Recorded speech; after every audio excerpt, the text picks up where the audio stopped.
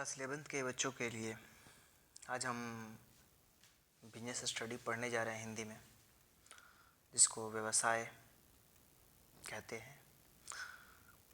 और उसका पहला चैप्टर जो भाग 1 है उसका है व्यवसाय के आधार। उसको हम जब NCERT से पढ़ने जा रहे हैं तो उसमें कुछ अध्याय 1 में व्यवसाय, व्यापार और वाणिज्य, इन व्यवसाय, व्यापार और वाणिज्य के अंदर में आपको क्या पढ़ना है, तो अधिगम उद्देश्य इसमें दिया हुआ है। इस अध्याय के अध्ययन के पश्चात आप ये देखते हैं कि पहला इसमें कुछ मुख्य जो बातें होती हैं उसमें यहाँ पर संकेतित किया जा रहा है कि ऐतिहासिक अतीत में व्यापार और वाणिज्य के विकास की सराहना कर सकेंगे। व्यापार और वाणिज्य में स्वदेशी बैंकिंग प्रणाली का योगदान समझ सकेंगे। व्यवसाय की अवधारणा और उद्देश्यों को समझा सकेंगे। उद्योगों के प्रकार की चर्चा करेंगे। यहाँ पर वाणिज्य से संबंधित गतिविधियाँ समझाएंगे हम। व्यावसायिक जोखिमों की प्रकृति और उनके कारणों का वर्णन करेंगे तथा व्यवसाय प्रारंभ करते समय विचारणीय बुनियादी घटकों की चर्चा करेंगे। यानी व्यवसाय को शुरू करने से पहले हमें किन किन बातों को मेन रूप से ध्यान में रखना चाहिए। अब यहाँ पर एक छोटी सी कहानी मिलेगी आपको, और उस कहानी को पढ़ने के बाद आपको आगे का चीज़ पढ़ने में समझ में आएगा। इमरान, मनप्रीत, जोसेफ और प्रियंका कक्षा 10 के में सहपाठी रहे हैं। परीक्षा समाप्त होने पर वे अपनी मित्र रुचिका के घर पर मिले। वे अपने परीक्षा दिनों के अनुभव पर चर्चा ही कर रहे थे कि रुचिका के पिता रघुराज चौधरी ने बीच में आकर उनके हालचाल पूछे। उन्होंने उनके करियर की योजना के बारे में भी पूछा, लेकिन किसी के पास कोई निश्चित जवाब नहीं था। रघुराज, जो एक सफल व्यवसायी हैं, ने व्यवसाय को करियर का एक अवसर बताया। जोसेफ इस विचार से उत्तेजित हो गया और बोला, हाँ, बहुत सारा पैसा कमाने के लिए व्यवसाय वास्तव में बहुत अच्छा है। रघुराज ने उन्हें बताया कि व्यवसाय से केवल पैसा ही नहीं बल्कि और भी बहुत कुछ है। उन्होंने कहा, व्यावसायिक गतिविधियाँ किसी भी देश में समृद्धि और विकास को आगे बढ़ाती है। उन्होंने उन्हें आगे बताया कि व्यावसायिक गतिविधियों की जड़ों को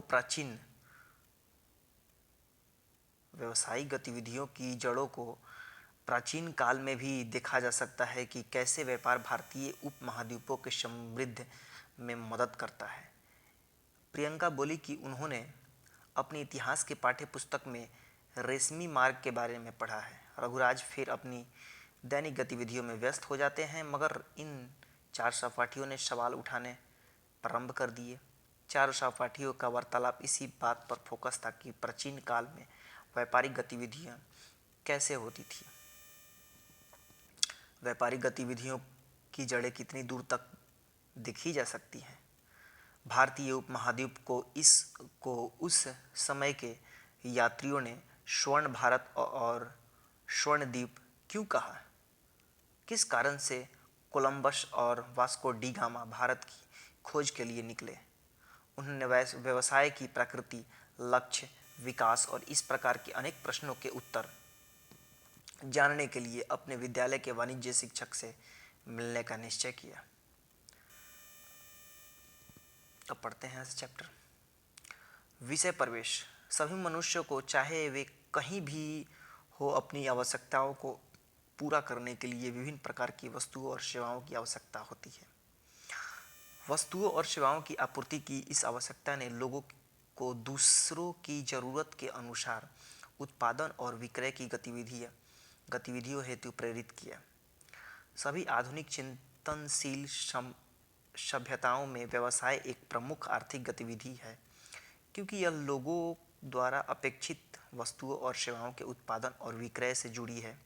अधिकतम व्यावसायिक गतिविधियों का लक्ष्य लोगों की वस्तुओं और सेवाओं की मांग को पूरा करके धन अर्जित करना होता है। व्यवसाय हमारे जीवन का केंद्र है।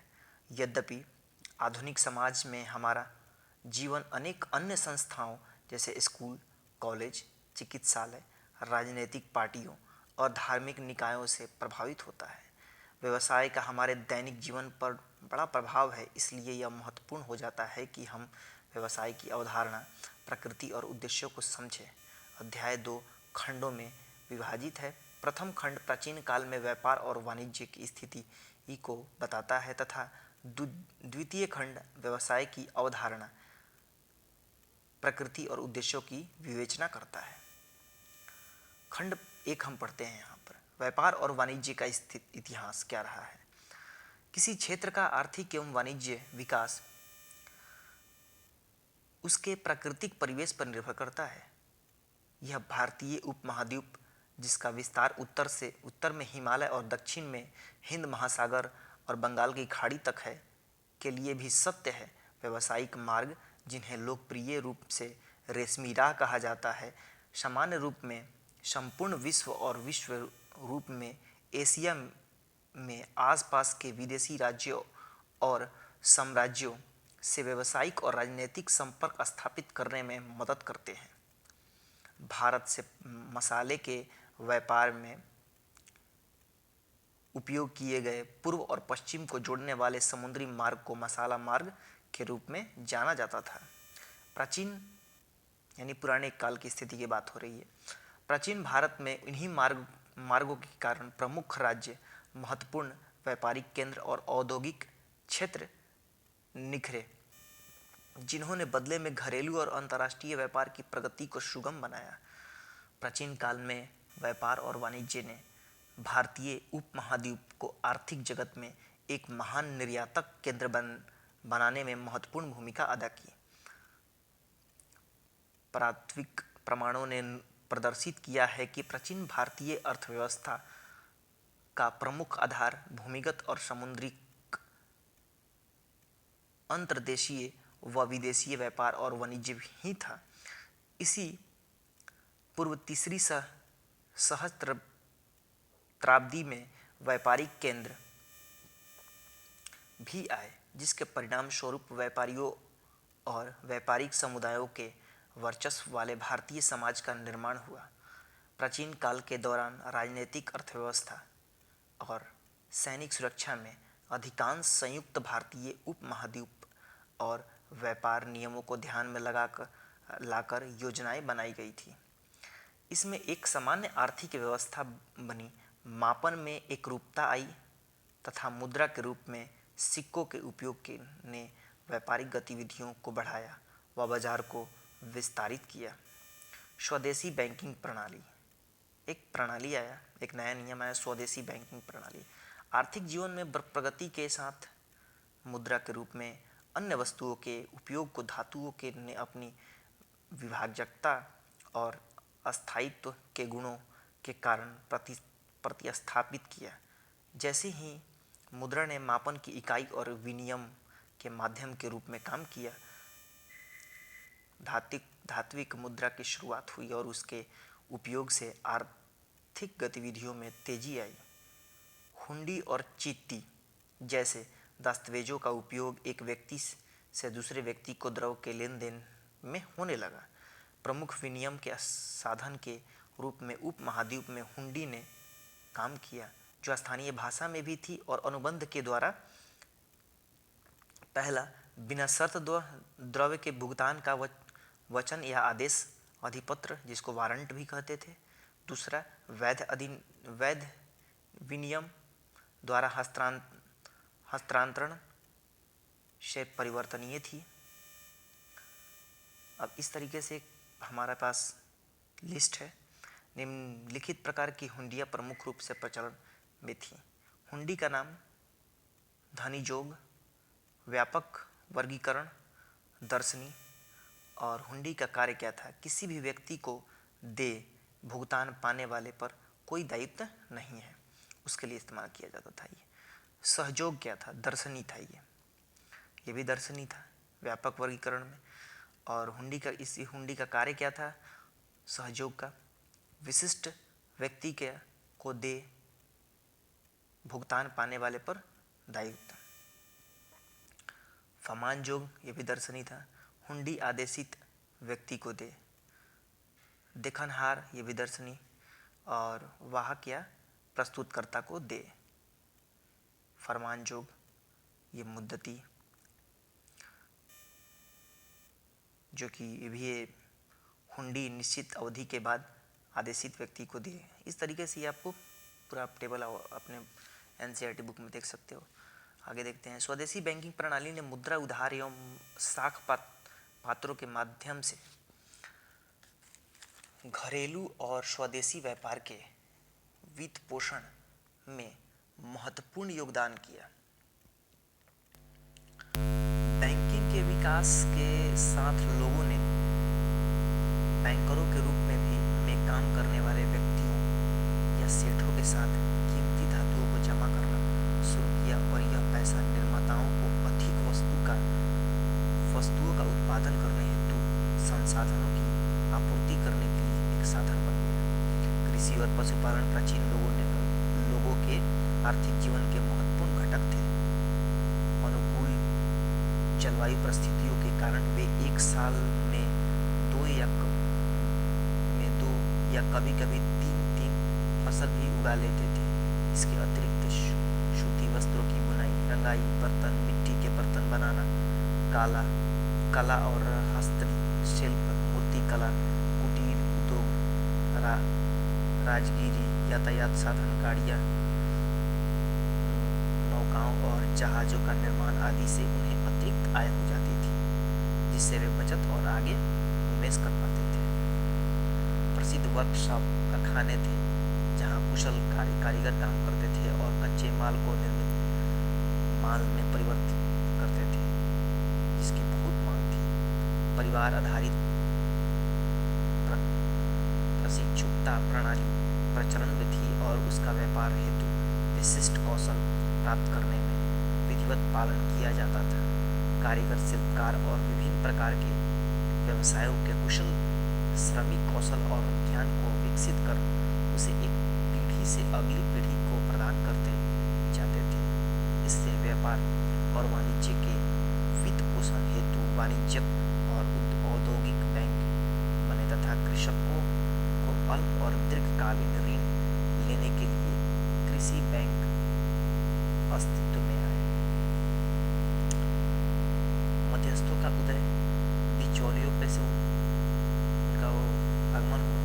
व्यापार के विकास में मध्यस्थों की प्रमुख भूमिका रही। उन्होंने व्यापार और विशेषकर विदेशी व्यापार का जोखिम वहन करने की जिम्मेदारी लेकर निर्माताओं को वित्तीय सुरक्षा प्रदान की। इसमें कमीशन एजेंट, दलाल और फुटकर दोनों प्रकार के माल के वितरक शामिल थे। विदेशी व्यापार बढ़ता हुआ एशिया में बड़ी मात्रा में सोना, चांदी और बहुमूल्य धातु लाया और इसकी बड़ी राशि भारत की ओर रही। जगत सेठ जैसे संस्था का भी विकास हुआ और मुगल काल और ईस्ट इंडिया के दिनों में उनका बहुत प्रभाव रहा। बैंकरों ने न्यासों, ट्रस्टी और अक्षय निधि यानी कि एंडोमेंट के निष्पादन के रूप में कार्य करना आरंभ किया। विदेशी व्यापार का वित्त पोषण ऋण से होता था। यद्यपि लंबी यात्राओं में विशाल जोखिम को देखते हुए ब्याज की दर को उच्च रखा गया था। उधार सौदों के अभ्युदय तथा ऋण व अग्रिमों की उपलब्धता ने गतिविधियों को बढ़ाया। भारतीय उपमहाद्वीप ने अनुकूल व्यापार संतुलन के फल का लाभ आनंद लिया, जिसमें निर्यात बड़े अंतर से आयात से अधिक होते थे। स्वदेशी बैंकिंग प्रणाली ने निर्माताओं, व्यापारियों और सौदागरों को विस्तार और विकास के लिए अधिक पूंजी कोष से लाभान्वित किया। परिवहन यानी ट्रांसपोर्टेशन का एक जो सर्विस बना। प्राचीन काल में जल और स्थल परिवहन लोकप्रिय थे। व्यापार जमीन और समुद्र दोनों ही माध्यम से होता था। संचार के साधन के रूप में सड़कें विकास की संपूर्ण प्रक्रिया खास तौर पर स्थल और अंतर्देशीय व्यापार में बुनियादी महत्वपूर्ण स्थान रखती थी। उत्तरी सड़क मार्ग मूल रूप में असम से तक्षशिला तक फैला माना जाता था। दक्षिण में भी पूर्व से पश्चिम तक फैला व्यापारिक मार्ग संरचनात्मक रूप में व्यापक थे तथा गति और सुरक्षा के लिए भी उपयुक्त थे। सामुद्रिक व्यापार वैश्विक व्यापार नेटवर्क की एक अन्य महत्वपूर्ण शाखा थी। मालाबार तट, जिस पर मुजिरिस स्थित है, का अंतर्राष्ट्रीय सामुद्रिक व्यापार में पुराना इतिहास रहा है, जो कि रोमन साम्राज्य के युग तक जाता है। काली मिर्च विशेष रूप से रोमन साम्राज्य में मूल्यवान थी और काले सोने के नाम जानी जाती थी। सदियों तक इस व्यापार के लिए मार्ग पर हावी होने के लिए भिन्न साम्राज्यों और व्यापार शक्तियों के बीच प्रतिद्वंद्विता और संघर्ष का कारण बने रही। इन मसालों के लिए ही भारत के वैकल्पिक मार्ग की तलाश में 15वीं शताब्दी के अंतिम वर्ष में कोलंबस ने अमेरिका की खोज की और 1498 में मालाबार के किनारे वास्को डी गामा भी आ गया। कालीकट ऐसा व्यस्तम विक्रय केंद्र था कि मध्य पूर्व से लोबार आवश्यक तेल और गंधार परफ्यूम में उपयोगी सुगंधित रेजिन दवाई जो होता है लेने के लिए यहाँ चीनी जहाज भी आते थे और साथ ही साथ भारत से काली मिर्च, हीरे, मोती और कपास भी ले जाते थे। 15वीं और 16वीं शताब्दी के प्रारंभ में दक्षिणी या कोरोमंडल तट पर पुलिकट प्रमुख बंदरगाह था। पुलिकट बंदरगाह से दक्षिण पूर्व एशिया के लिए कपड़ा प्रमुख निर्यात था। मजबूत व्यापारी समुदाय क्या था, ये पढ़ना है।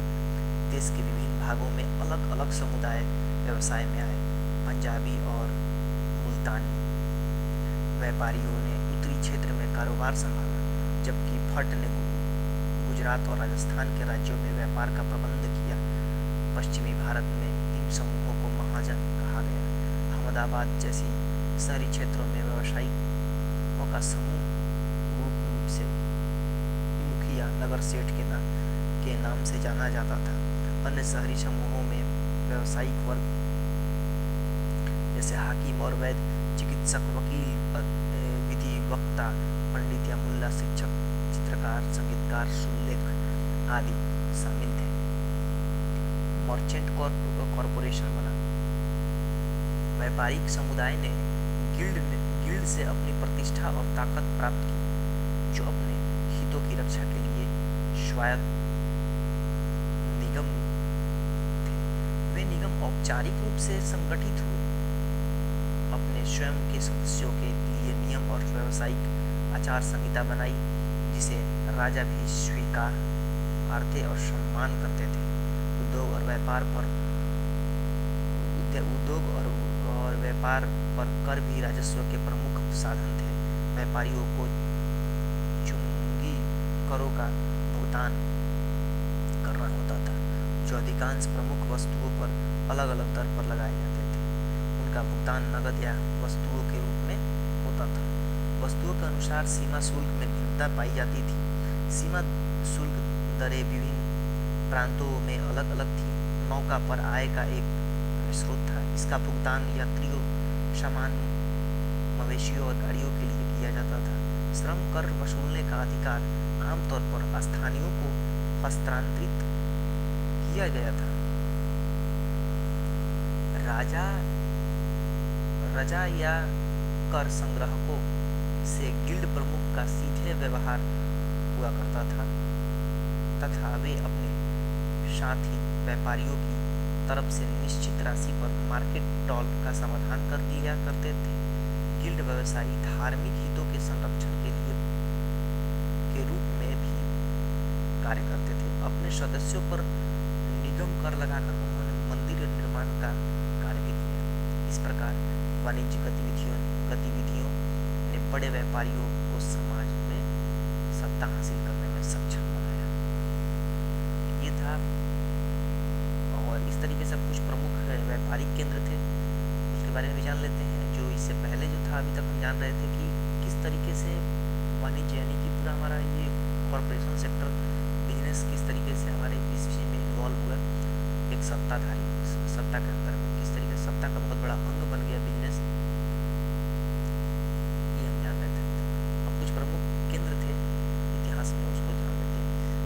व्यापारिक केंद्र सभी प्रकार के नगर जैसे कि बंदरगाह, कस्बे, निर्माणी नगर, व्यापारिक नगर, पवित्र और तीर्थ स्थल आदि के शहर थे। उनका अस्तित्व व्यापारिक समुदाय और पेशेवर वर्गों की समृद्धि का सूचक है।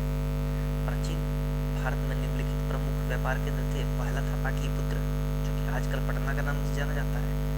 यह केवल व्यापारिक नगर ही नहीं था बल्कि निर्यात केंद्र भी था, विशेष कर नगीनों का, जो नाक में जो नथनी पहनते हैं औरतें, उसमें एक नग लगता है, उसको उस नगीनों का वहाँ से निर्यात होता था।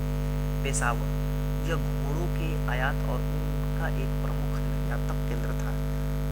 प्रथम शताब्दी ईस्वी में इसका भारत, चीन और रोम के बीच वाणिज्य लेन देनों में बहुत बड़ा हिस्सा था। तक्षशिला, यह भारत और मध्य एशिया के बीच महत्वपूर्ण भूमि मार्ग पर एक प्रमुख केंद्र के रूप में कार्य करता था। यह वित्तीय वाणिज्यिक बैंकों का शहर भी था। बौद्ध काल में शहर को एक महत्वपूर्ण विद्वता केंद्र का स्थान प्राप्त था। प्रसिद्ध तक्षशिला विश्वविद्यालय यहाँ विकसित हुआ, जिसमें चीन, दक्षिण पूर्व एशिया और मध्य एशिया से अध्येता आते थे, यानी अध्ययन करने वाले आते थे। ऐसा तक्षशिला विश्वविद्यालय बनता है। इंद्रप्रस्थ, यह शाही सड़क पर वाणिज्यिक जंक्शन था, जहाँ पूर्व, पश्चिम, दक्षिण और उत्तर में जाने वाले अधिकांश मार्ग का एकीकरण हुआ था। मथुरा, यहाँ लोगों ने वाणिज्य पर काम किया तथा यह व्यापार का एक विक्रय केंद्र था। दक्षिण भारत को जाने वाले कई मार्ग मथुरा और भरूच से होकर जाते थे। वाराणसी, यह गंगा मार्ग और पूर्व के साथ उत्तर को जोड़ने वाले मार्ग दोनों पर स्थित होने से अच्छे स्थान पर था। यह कपड़ा उद्योग के एक बड़े केंद्र के रूप में उभरा और सुंदर सुनहरे रेशम के कपड़े और चंदन की कारीगरी के लिए प्रसिद्ध हो गया। यह तक्षशिला, भरूच और कांजीवरम से भी जुड़ता था। मिथिला के व्यापारी बंगाल की खाड़ी में नाव से समुद्र पार करके दक्षिण चीन सागर एवं जावा, सुमात्रा और बोर्निया के द्वीपों पर बंदरगाहों के साथ कारोबार करते थे। मिथिला ने प्रथम शताब्दी ईस्वी के शुरुआती वर्षों में दक्षिण चीन में और विशेष रूप से यूनान में व्यापारिक कॉलोनियों की स्थापना की। उज्जैन, सुमेलानी व कॉर्निलियन पत्थर, मलमल और मालों का कपड़ा उज्जैन से विभिन्न केंद्रों में निर्यात किया जाता था। तक्षशिला और पेशावर के थल मार्गों से इसके पश्चिमी देशों के साथ व्यापारिक संबंध भी थे। सूरत, मुगल काल में यह पश्चिमी व्यापार का विक्रय केंद्र था। सूरत का कपड़ा जरी के सुनहरे बॉर्डर के लिए मशहूर था।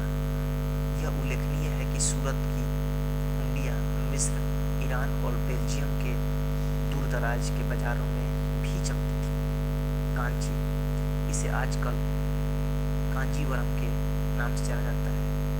यहाँ पर चीनी लोग विदेशी जहाज़ों में मोती, कांच और दुर्लभ पत्थरों को खरीदने के लिए आया करते थे और बदले में सोना और रेशम बेच जाते थे। मदुरई, यह मन्नार की खाड़ी के मोती के मत्स्य पालन को नियंत्रित करता था और मोती गहने और फैंसी कपड़े का एक प्रमुख निर्यातक केंद्र था। इसने समुद्रिक व्यापार चलाने के लिए विदेशी व्यापारियों, विशेषकर रोमनों को आकर्षित किया। भरूच, यह पश्चिमी भारत का महानतम वाणिज्यिक शहर था। यह नर्मदा नदी पर स्थित था तथा सड़क मार्ग से सभी महत्वपूर्ण मंडियों से जुड़ा हुआ था। इसे कावेरीपट्टनम के नाम से भी जाना जाता था। शहर के रूप में यह अपनी बनावट में काफी वैज्ञानिक तथा माल की ढुलाई इत्यादि के लिए उत्तम सुविधाएं प्रदान करने के लिए इसका उपयोग किया जाता था। विदेशी व्यापारी इस शहर में अपने मुख्यालय रखते थे। मलेशिया, इंडोनेशिया, चीन और सुदूर व्यापार से व्यापार करने के लिए यह सुविधाजनक स्थान था।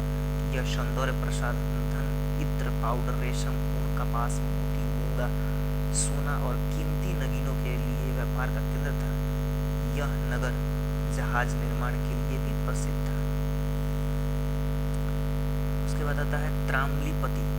यह पश्चिमी और सुदूर पूर्व के साथ समुद्री और थल मार्गों से जुड़े सबसे बड़े बंदरगाहों में से एक था। यह सड़क मार्ग से बनारस और तक्षशिला से तथा सूसा के माध्यम से सुदूर देशों के साथ काला सागर तक जुड़ा हुआ था। प्रमुख निर्यात और आयात। निर्यात में मसाले, गेहूं, चीनी, नील, अफीम, तिल का तेल, कपास, रेशम, तोते, जीवित मवेशी और पशु उत्पाद, खाले, फर, सींग, चमड़ा, कछुआ, कवच, मोती, नीलमणि, चमकीले पत्थर, क्रिस्टल, लैपिस लाजुली, ग्रेनाइट, फिरोजा और तांबा आदि शामिल थे। आयातों में घोड़े, पशु उत्पाद, चीनी, सिल्क, फ्लेक्स और लेनिन, मणि, सोना, चांदी, टीन, तांबा, सीसा, मणिक, पुखराज, मूंगा, कांच और एम्बर शामिल थे। अब तक हमने यही देखा आयात और निर्यात और कौन कौन से सामान और कहां कहां से हमारे देश में शुरुआती दौर में जाते थे। तो आयात जो हम मंगा रहे हैं, निर्यात जो हम भेज रहे हैं, इंपोर्ट एक्सपोर्ट जिसको कहते हैं। अब इतने कुछ जानने के बाद कि जब पहले ऐतिहासिक हर जगह देश के हर कोने में व्यापार, इतना कुछ साधन नहीं होने के बावजूद भी इतना कुछ व्यापार हम कर लेते थे, और आज की टेक्नोलॉजी इतना हमारे पास बहुत सारा संसाधन है, उसके बावजूद भी हम पीछे हैं व्यापार में, तो क्यों है, इस पर भी जरूर विचार करिएगा। और इसके बाद का जो चीज़ है उसके बाद का हम अगले वीडियो में